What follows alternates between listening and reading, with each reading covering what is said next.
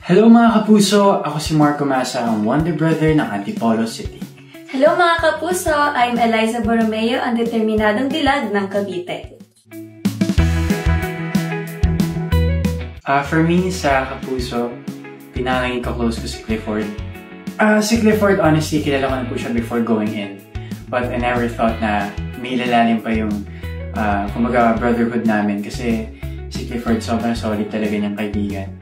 Kumbaga siguro siya naman yung napag-rantan ko minsan and talagang lagi siyang nandyan para sa akin. Sa kapamilya, of course, si Liza.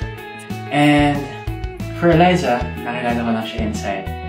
But ayun, I saw something in her na I really wanted her to realize for herself na she is more than what she thinks para sa sarili niya, and that kung gaano siya ka-strong, that's something I really admire. Yeah. Ako po sa kapuso, si Sofia. Si Sofia po, doon ko na po siya nakilala sa loob ng bahay ni Gray. Pero napapanood ko na po siya.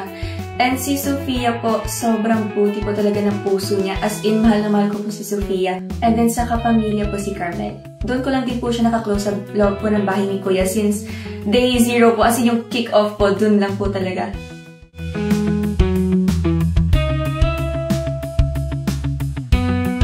Kapuso, si Clifford po, hindi ko po siya nakakasama sa group. Tapos sa kapamilya, si Lela.